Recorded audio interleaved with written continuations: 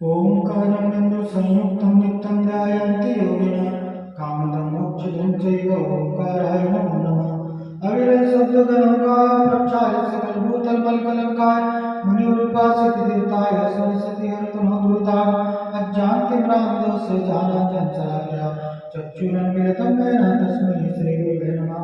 श्रीपरमगुरुवे नमः। परमप्राचार्यगुरुभ्यो नमः। सकलगुरुशुद्धं श्रीशाम्बरभरतकं धर्मसम्बन्धं परिबोधिकारं शास्त्रं श्रीकार्तिकेयं प्रेक्षाणां अस्य मूलग्रंथकार सर्वदेवा दुर्गंकार सिंहधरदेवा प्रियधरदेवा तेषां श्री कार्तिकेय सामर्थे श्रोताय सावधानतया श्रवन्तु।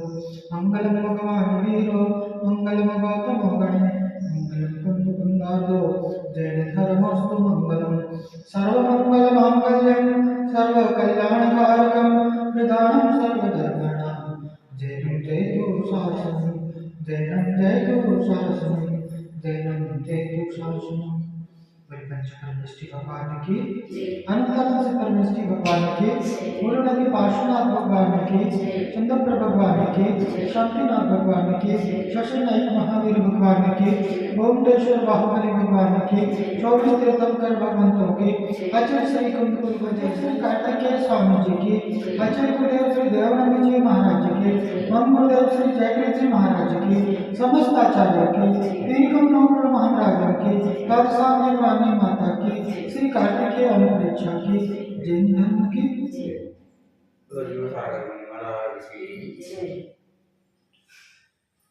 देवं तुल्यं देवं वन्दिता देवगणेन्द्र परिपूज्यं उच्चमानवेयावो भव्यजनानंद जनो।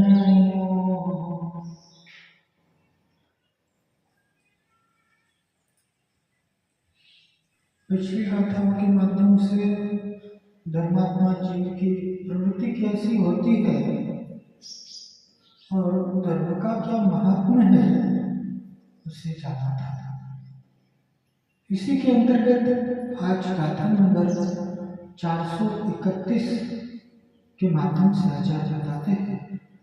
गाथा है 31-32 नडी मंजी मंजी ಬೇರೆ ಬೇರೆ ಸರಿ गाथा नंबर 431 उत्तम धर्मेण जुदो होदी तिरखो वी उत्तमो देवो।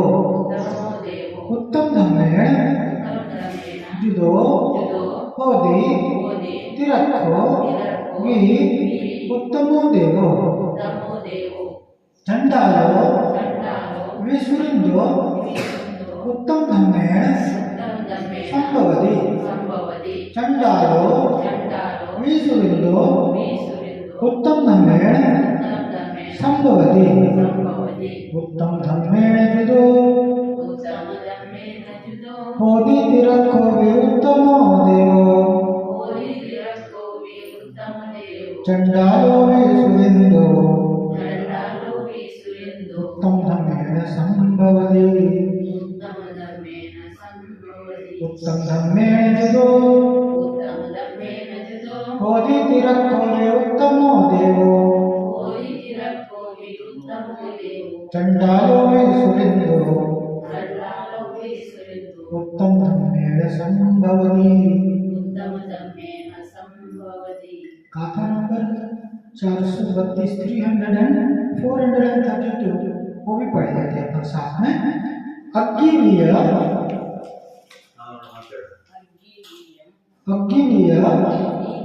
होदिहिनं होदी भूयको वि उत्तमरेणं। अग्गिवीय होदिहिनं होदी भूयको वि उत्तमरेणं। जीवस्य सुधम्मादो देवार्य किंकरा हन्ति। जीवस्य सुधम्मादो देवार्य किंकरा हन्ति। अग्नियं होति स्फुयं गोवे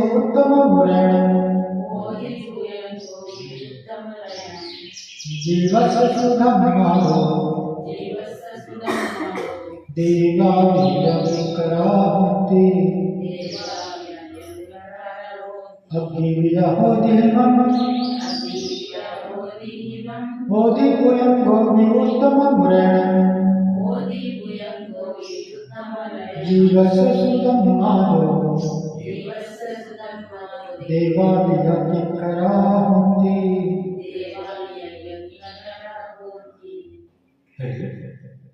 ಎರಡು ಗಾತಾ ಇದೆ ಸರಿ ಸರಿ ಸರಿ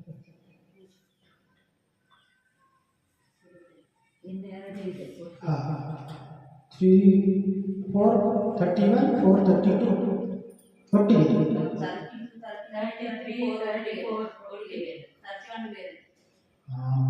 ಈಗ 31 32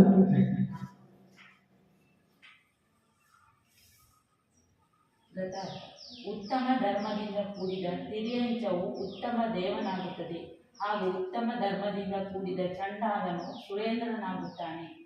ಭಾವ ಸಮ್ಯಕ್ ವ್ರತ, ಪಂಚ ನಮಸ್ಕಾರ ಮಂತ್ರ, ದಾನ, ಪೂಜೆ ಮೊದಲಾದ ಉತ್ತಮ ಧರ್ಮಗಳ ಪಾಲನೆಯಿಂದ ಹಸು, ಎತ್ತು, ಆನೆ, ಕುದುರೆ, ಸಿಂಹ, ವ್ಯಾಘ್ರ, ನರಿ, ನಾಯಿ, ಕೋಳಿ, ಕಪ್ಪೆ ಮೊದಲಾದ ಪ್ರಾಣಿಗಳು ಸತ್ತು ಉತ್ತಮ ದೇವ ಪದವನ್ನು ಪಡೆಯುತ್ತವೆ.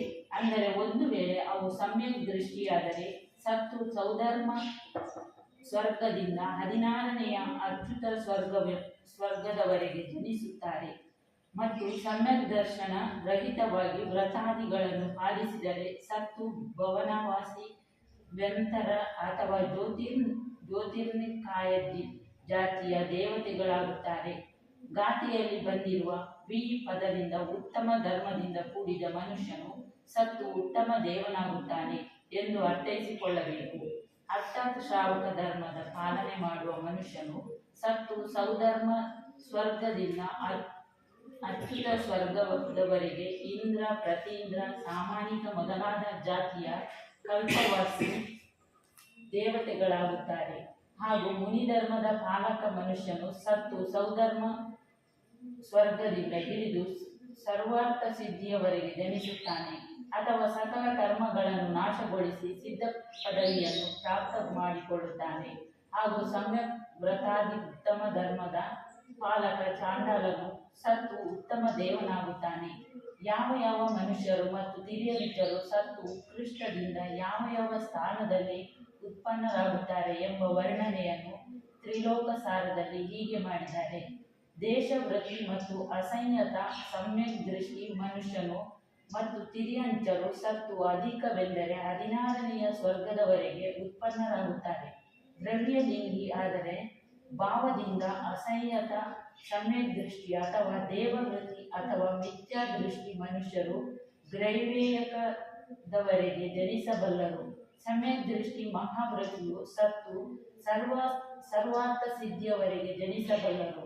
ಸಮ್ಯಕ್ ದೃಷ್ಟಿ ಭೋಗ ಭೂಮಿಯ ಜೀವರು ಸತ್ತು ಸೌಧರ್ಮ ಯುಗಲದಲ್ಲಿ ಜನಿಸುತ್ತಾರೆ. ಮತ್ತು ಮಿಥ್ಯಾ ದೃಷ್ಟಿ ಭೋಗ ಭೂಮಿಯ ಜೀವರು ಸತ್ತು ಭುವನತ್ರಿಕದಲ್ಲಿ ಜನಿಸುತ್ತಾರೆ.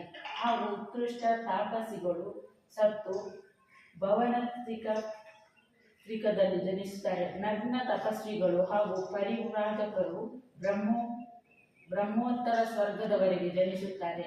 ಅಜೀವಕ ಸಂಪ್ರದಾಯದವರು ಅಚ್ಯುತ ಸ್ವರ್ಗದವರೆಗೆ ಜನಿಸುತ್ತಾರೆ.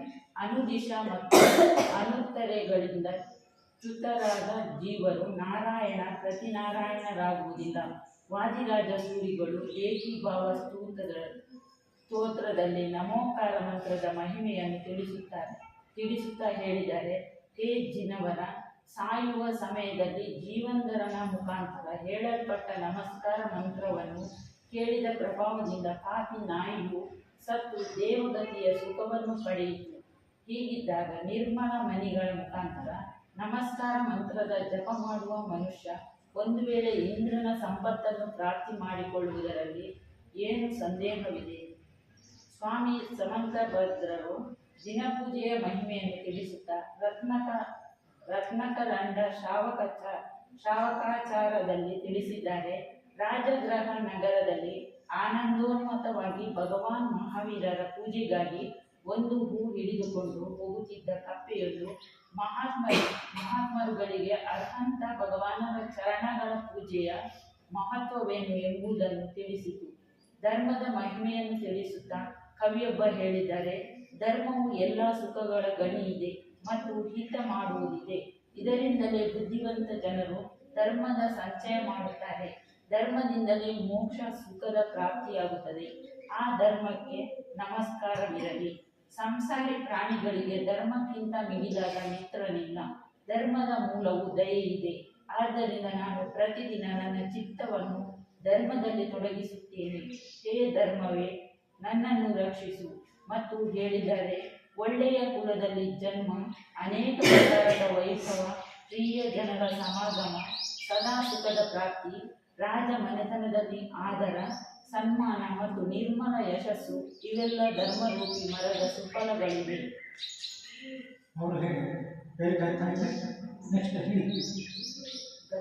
ಉತ್ತಮ ಧರ್ಮದ ಪ್ರಭಾವದಿಂದ ಅಗ್ನಿ ಶೀತಲವಾಗುತ್ತದೆ. ಮಹಾವಿಷಧರ ಸರ್ಪವು ರತ್ನಗಳ ಮಾಲೆಯಾಗುತ್ತದೆ ಮತ್ತು ದೇವತೆಗಳು ದಾಸರಾಗುತ್ತಾರೆ. ಉತ್ತಮ ಧರ್ಮದ ಪ್ರಭಾವದಿಂದ ತೀಕ್ಷ್ಣ ಖಡ್ಗವು ಮಾಲೆಯಾಗುತ್ತದೆ. ದುರ್ಜಯವು ಶತ್ರುವು ಸುಖ ನೀಡುವ ಆತ್ಮೀಯ ವ್ಯಕ್ತಿಯಾಗುತ್ತಾನೆ. ತಕ್ಷಣವೇ ಮರಣವನ್ನುಂಟು ಮಾಡುವ ಹಲಾಹಲ ವಿಷವು ಅಮೃತವಾಗುತ್ತದೆ. ಹಾಗೂ ಬಹಳ ದೊಡ್ಡ ವಿಪತ್ತು ಸಹ ಸಂಪತ್ತಾಗುತ್ತದೆ. ಧರ್ಮದ ಪ್ರಭಾವದಿಂದ ಜೀವನ ತಪ್ಪು ಮಾತುಗಳು ನಿಜವಾಗಿ ಬಿಡುತ್ತವೆ. ಉದ್ಯೋಗವನ್ನು ಮಾಡದ ಮನುಷ್ಯನಿಗೂ ಲಕ್ಷ್ಮಿ ಪ್ರಾಪ್ತಿಯಾಗುತ್ತದೆ ಮತ್ತು ಅನ್ಯಾಯವು ಸುಖಕಾರಿಯಾಗುತ್ತದೆ. ಭಾವಾರ್ಥ: ಜೀವವು ಪೂರ್ವಭವದಲ್ಲಿ ಧರ್ಮವನ್ನು ಪಾಲಿಸಿದ್ದರೆ ಅದರ ಪ್ರಭಾವದಿಂದ ಅವನ ಸುಳ್ಳು ಮಾತು ಸಹ ನಿಜವಾಗಿ ಬಿಡುತ್ತದೆ. ಪರಿಶ್ರಮ ಮಾಡದಿದ್ದರೂ ಸಂಪತ್ತು ಸಿಗುತ್ತದೆ ಮತ್ತು ಅನ್ಯಾಯ ಮಾಡುತ್ತಿದ್ದರೂ ಸುಖಿಯಾಗಿರುತ್ತಾನೆ. ಇದರ ಅರ್ಥ ಅನ್ಯಾಯ ಮಾಡಿ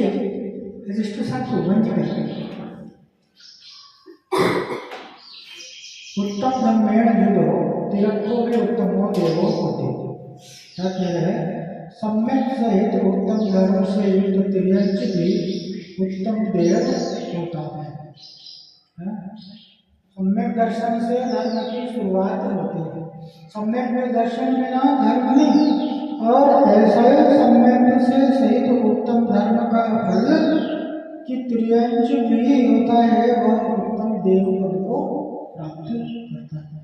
उत्तम धर्म में चंडालों में सुरिंदो संभवदे, और सम्यक से सहित उत्तम धर्म से चांडाल भी देवों का इंद्र हो जाता है। ऐसा यहाँ पर धर्म का फल बताया कि उत्तम धर्म से युक्त त्रियंच भी देव हो जाता है, और ऐसे उत्तम धर्म से युक्त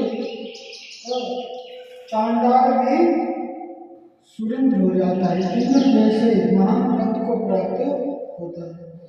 सम्यक से सहित व्रत, पंच नमस्कार, मंत्र, दान, पूजा आदि उत्तम धर्म का पालन करने से गाय, बैल, हाथी, घोड़ा, सिंह, व्याघ्र, श्रृंगार, कुत्ता, मुर्गी, मुर्गा, मेढक आदि प्राणी भी मरकर उत्तम देव पद को प्राप्त करते हैं। धर्म के महत्व से, धर्म के फल से त्रियंच भी मर करके और देव जैसे महान पद को प्राप्त करते हैं। अर्थात यदि वे सम्यक दृष्टि होते हैं तो मर करके सौभाग्य स्वर से लेकर के 16 अच्युत स्वर तक जन्म लेते हैं। सम्यक दर्शन के साथ धर्म का पालन करने वाले सौभाग्य स्वर्ग से लेकर के अच्युत स्वर तक जन्म लेते हैं। और यदि सम्यक दर्शन के बिना व्रतादि का पालन करते हैं तो मर करके भवन राशि, बैंकर अथवा ज्योतिषिक जाति के देव होते हैं। कह रहे हैं कि गाथा में आए हुए वीर शब्द से इतना अर्थ और लेना चाहिए कि उत्तम धर्म से युक्त मनुष्य मरकर उत्तम देव होता है। उत्तम धर्म से सम्यक दर्शन के फलस्वरूप मनुष्य भी मर करके उत्तम देव पद को प्राप्त होता है। अर्थात श्रावक धर्म का पालन करने वाला मनुष्य मर करके सौधर्म स्वर्ग से लेकर के अच्युत स्वर्ग पर्यंत इंद्र प्रतीन्द्र सामान्य आदि जाति कल्पवासी देव होता है तथा मुनि धर्म का पालन करने वाला मर करके सौधर्म स्वर्ग से लेकर के सर्वार्थ सिद्धि पर्यंत देव होते हैं। ऐसा यहाँ पर कि तथा सुंदर पुरुष उत्तम धर्म का पालक, हाँ, चांडाल भी मर करके उत्तम देव को होता है। चाहे चांडाल होता है ना, चांडाल कौन होता है? जो फांसी लगाता है।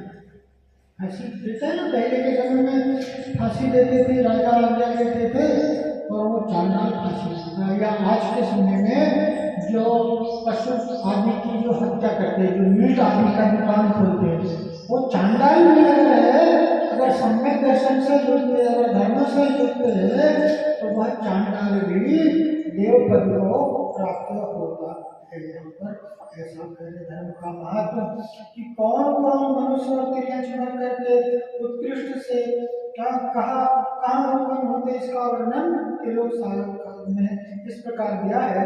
देशव्रति और असंयत सम्यक दृष्टि मनुष्य और तिर्यंच मरकर अधिक से अधिक 16वें स्वर तक जन्म लेते हैं।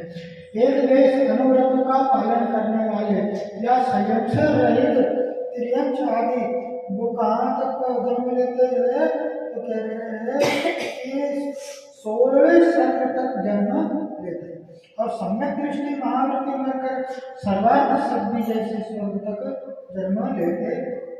सम्यक दृष्टि भोग भूमियाजी मर करके स्वधर्म युगल में जन्म लेते हैं, और मिथ्या दृष्टि भोग भूमियाजी मरकर भावनात्रिक में जन्म लेते हैं। भोग भूमि के सम्यक दृष्टि जीव मर करके और स्वधर्म युगल में जन्म लेते हैं। मिथ्या दृष्टि भोग भूमि में मर करके भावनात्रिक आदि देवों को प्राप्त होते हैं। तथा उत्कृष्ट तापसी भी मरकर भवनात्रिक में जन्म लेते हैं। उत्कृष्ट तप का पालन करने वाले भी भवनात्रिक के देव होते हैं। नंगे तपस्वी और परिवारिक ब्रह्मोत्तर स्वर्ग तक लेते हैं। जो नग्न रहते हैं, तप करते हैं, वे क्या कहते हैं? ब्रह्मोत्तर स्वर्ग में जन्म लेते हैं। आजीवन भवनात्रिक में जन्म लेते हैं। अनुदिश और अनुत्तरों में चुप जीव नारायण प्रति नारायण नहीं होते। वादिराज सूर्य ने एक ही भाव स्त्रोत्र में नमस्कार मंत्र का महात्म्य बताते हुए कहा कि हे जिनवर, मरते समय जीवन के द्वारा सुनाए गए आपके नमस्कार मंत्र के प्रभाव से पापी कुत्ता भी मर करके देववती के सुख को प्राप्त होते हैं। कि जीवंतर कुमार ने सुनाया ना, मरते हुए कुत्ते को पंच नमस्कार मंत्र सुनाया, तो उसके प्रभाव से वह भी देव हुआ। आचार्य समंत स्वामी रत्नाकरण शाखाचार्य में 28वीं गाथा में कहते हैं, सम्यक दर्शन संपन्न अपने मातव्य देव देवा देव मधुरस गुणाकारांत रजोस।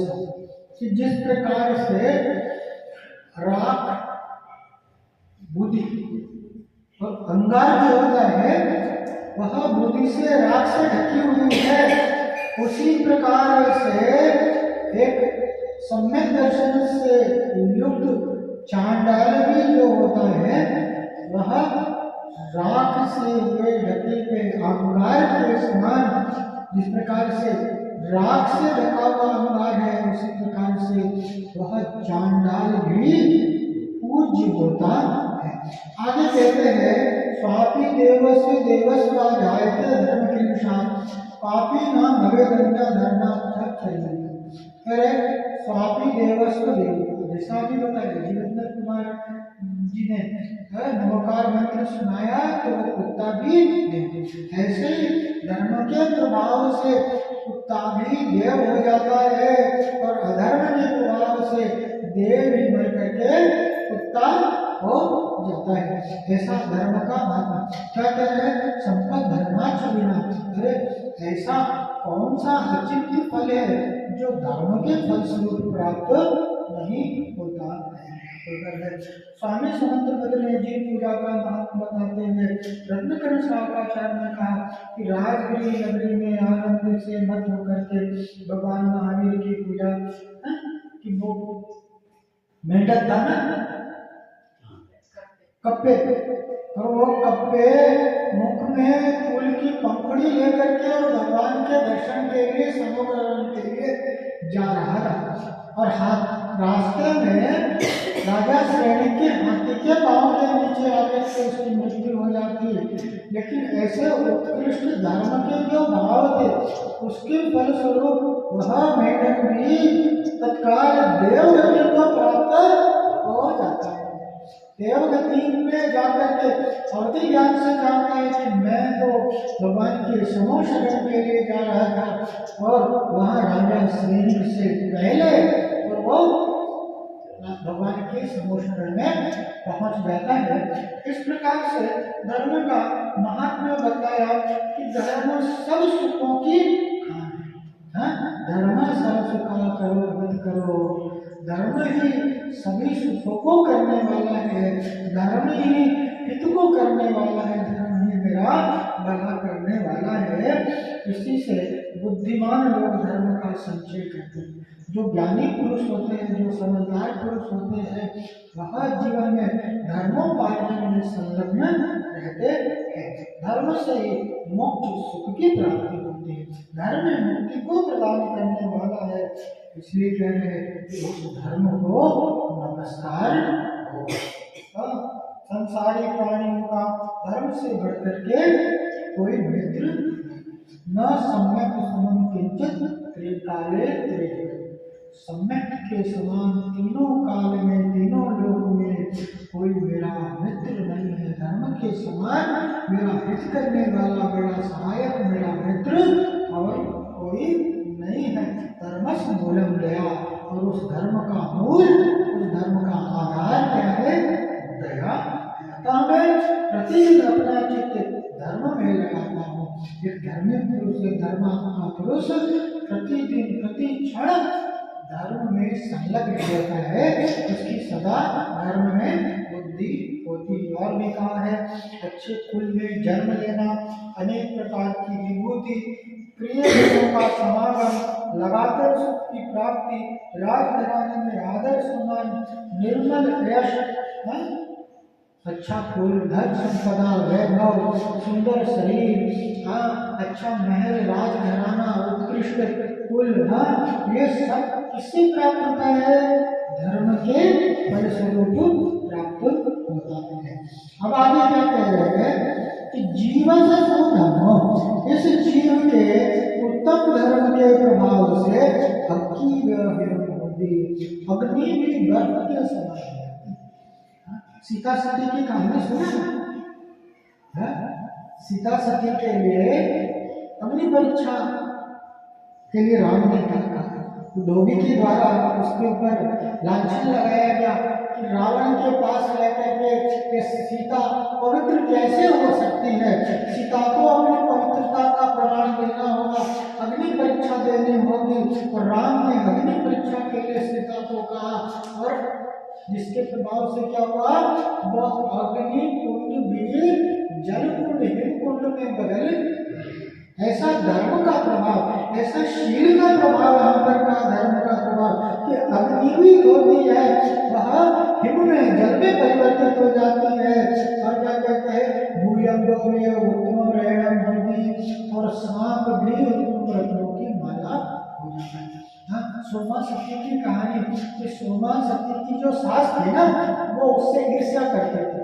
कहते तू इतनी धर्मात्मा बनती है, उसको बजा चढ़ाती हूँ। तो एक दूसरा मटके में सर्प डाल करके, विषैला सर्प डाल करके और उसको देती है कि इसमें तेरे लिए हार रखा हुआ है, फूलों का हार रखा हुआ है, तो फूलों का हार ग्रहण कर।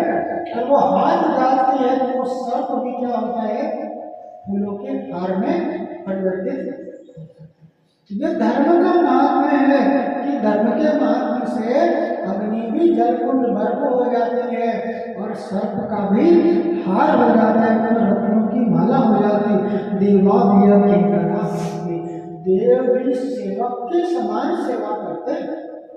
देव भी धर्मी पुरुष के लिए, शीलव्रती पुरुष के लिए नौकर के समान, सेवक के समान सेवा करते हैं। कौन से उदाहरण है?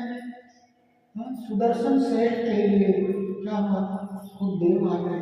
उस पर रानी ने ऐसो चरित्रहीनता का लांछन लगाया, जिसके लिए उसने क्या कहा कि इसने मेरी ऐसो इज्जत के साथ खिलवाड़ करना चाहा, और राजा ने क्या किया, उसके लिए फांसी का आदेश दे दिया सुदर्शन सेठ के। और जब उसको फांसी दिया जा रहा था, वो सूली भी सिंहासन में परिवर्तित, सूली जिस पर फांसी दी जाती है, वह सूली भी सिंहासन में परिवर्तित हो गई। ये देवों के द्वारा किया गया ऐसा महात्म्य है। यहाँ पर देव भी सेवक हो जाते हैं। ऐसे कई ऐसे वर्तमान युग में ऐसे कई ऐसे उदाहरण मिलते हैं कि व्रतों के महात्म्य से, महिमा से देव भी उनकी सेवा करते हैं, रक्षा करते हैं। ऐसा धर्म का यहाँ पर अपन ने महात्मा जाना। इसी क्रम में आगे जाते हैं। गाथा नंबर 433।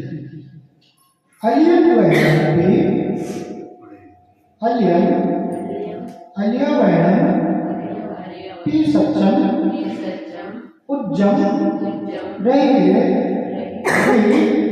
लक्ष्य संपत्ति धम्म पहावेण नरो अणो वि सुहंकारो होति।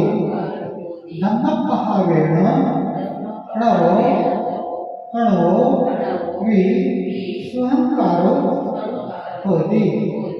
हलियं वयं वि सत्यं उज्जम रहिए लक्ष्य संपत्ति धम्म पहावेण नरो अणो वि सुहंकारो होति। हलियं वि सत्यं उज्जम रहिए लक्ष्य संपत्ति धम्म पहावेण नरो अणो वि सुहंकारो होति।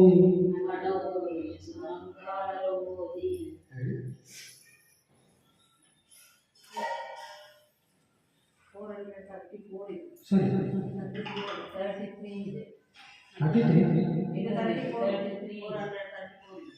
34 का बेर गाता है ये अलिया बेर 34। ಜೀವವು ಪೂರ್ವಭವದಲ್ಲಿ ಧರ್ಮವನ್ನು ಪಾಲಿಸಿದ್ದರೆ ಅದರ ಪ್ರಭಾವದಿಂದ ಅವನು ಸುಳ್ಳು ಮಾತು ಸಹ ನಿಜವಾಗಿ ಬಿಡುತ್ತದೆ. ಪರಿಶ್ರಮ ಮಾಡದಿದ್ದರೂ ಸಂಪತ್ತು ಸಿಗುತ್ತದೆ ಮತ್ತು ಅನ್ಯಾಯ ಮಾಡುತ್ತಿದ್ದರೂ ಸುಖಿಯಾಗಿರುತ್ತಾನೆ. ಇದರ ಅರ್ಥ ಅನ್ಯಾಯ ಮಾಡಿದ ಫಲ ಅವನಿಗೆ ಸಿಗುವುದಿಲ್ಲ ಮತ್ತು ಅನ್ಯಾಯ ಮಾಡುವುದು ಒಳ್ಳೆಯದೆಂದಲ್ಲ. ಆದರೆ ಧರ್ಮದ ಪ್ರಭಾವದಿಂದ ಅನ್ಯಾಯವು ನ್ಯಾಯರೂಪವಾಗಿ ಉಂಟಾಗುತ್ತದೆ. ಧರ್ಮದ ಪ್ರಭಾವವನ್ನು ತಿಳಿಸುತ್ತಾ ಕವಿಯೊಬ್ಬರು ತಿಳಿಸಿದ್ದಾರೆ, ಯಾರು ಧರ್ಮವನ್ನು ಆಚರಿಸುತ್ತಾರೋ ಅವರಿಗೆ ಸಿಂಹ, ಹಾವು, ಜಲ, ಅಗ್ನಿ ಇತ್ಯಾದಿಗಳಿಂದ ಉಂಟಾಗುವ ವಿಪತ್ತುಗಳು ನಷ್ಟವಾಗುತ್ತವೆ, ಸಂಪತ್ತು ಪ್ರಾಪ್ತವಾಗುತ್ತದೆ. ವಿದ್ವಾಂಸ ಜನರು ಅವರ ಬಳಿ ಬಂದು ಕುಳಿತುಕೊಳ್ಳುತ್ತಾರೆ, ಸರ್ವತ್ರ ಅವರ ಕೀರ್ತಿ ಹರಡುತ್ತದೆ, ಧರ್ಮದ ಗಳಿಕೆಯಾಗುತ್ತದೆ, ಪಾಪದ ನಾಶವಾಗುತ್ತದೆ. ಮತ್ತು ತಿಳಿಸಿದ್ದಾರೆ, ಧರ್ಮದ ಪ್ರಭಾವದಿಂದ ಅಗ್ನಿಯು ಜಲರೂಪವಾಗುತ್ತದೆ, ಸರ್ಪವು ಮಾಲೆಯಾಗಿ ಬಿಡುತ್ತದೆ, ಹುಲಿಯು ಜಿಂಕೆಯಂತಾಗಿ ಬಿಡುತ್ತದೆ, ಕೆಟ್ಟ ಆನೆಯು ಕುದುರೆಯಂತಾಗಿ ಬಿಡುತ್ತದೆ, ಪರ್ವತವು ಕಲ್ಲಿನ ಚೂರಿನಂತಾಗಿ ಬಿಡುತ್ತದೆ, ವೃಕ್ಷವು ಅಮೃತದ ಸಮಾನವಾಗುತ್ತದೆ ಮತ್ತು ಕಾಡು ಸಹ ತನ್ನ ಮನೆಯಂತೆ ಆಗಿ ಬಿಡುತ್ತದೆ. ಇದು ನಿಶ್ಚಿತವಿದೆ. ಈಗ 3 ಗಾದೆಗಳ ಮುಖಾಂತರ ಧರ್ಮರಹಿತ ಜೀವರನ್ನು ನಿಂದಿಸುತ್ತಾರೆ. धर्म पहावेण नरो, धर्म के प्रभाव से जीव के अलिय वैरम सत्यम, झूठ वचन में सत्य वचन हो जाते हैं। उज्जम रहिए में लक्ष्य संपत्ति, उद्यम रहित को भी लक्ष्मी की प्राप्ति हो जाती है। अणियों में सुहंकार होती और अन्यायकार में सुख के करने वाले हो जाते हैं। धर्म का प्रभाव कहते हैं कि पूर्व जन्म में धर्म किया तो उसके प्रभाव से उसकी झूठी बात भी सच्ची हो जाती है। कोई धर्म, पूर्व के धर्म का प्रभाव है कि कोई झूठा बात भी कहे तो वह भी सच्चा हो जाता है। और कह रहे हैं कि कुछ भी नहीं करे, बैठा रहे, उद्यम नहीं करे, परिश्रम नहीं करे, तो भी बैठे बैठे धन की प्राप्ति होती है। कि पूर्व में धर्म का संचय किया ना, पूर्व के पुण्य के फलस्वरूप वर्तमान में उद्यम नहीं भी करे तो बैठे बैठे धन की प्राप्ति होती है। अणुओं शंका होगी और अन्याय कार्य भी सुख को करने वाला होता है। किंतु और क्या कि अन्याय भी करे ना तो भी सुख का कारण होता है। 2 नंबर के काम करे तो भी सुख में रहेगा, यहाँ पर गलत काम करे तो भी वह सुखी होता है। लेकिन इसका मतलब ये नहीं रहना कि अन्याय करने वाला कि उसको फल नहीं मिलता, कि झूठ बोला उसका फल नहीं मिलता, सबका फल मिलता है। लेकिन वर्तमान में जो पुण्य का उदय है, जब तक तेरा विजय नहीं पुण्य का करार, तब तक तुझे माफ है, पाप कर ले। जब तक पुण्य का घड़ा भरा हुआ है, कैसा भी पाप करोगे तो जीवन में सुख और शांति बनी रहती है। वो पूर्व में पुण्य का प्रभाव है, और जैसे ही पुण्य क्षीण होता है और पाप का उदय आता है। पाप का कर्म किया है, वर्तमान में पाप कर रहा है और वह उसके लिए सुख का कारण बन रहा है। इसका मतलब यह नहीं है कि उस पाप के फल से वो बच जाएगा, उस पाप का फल तो उसके जीवन में आता ही आता है।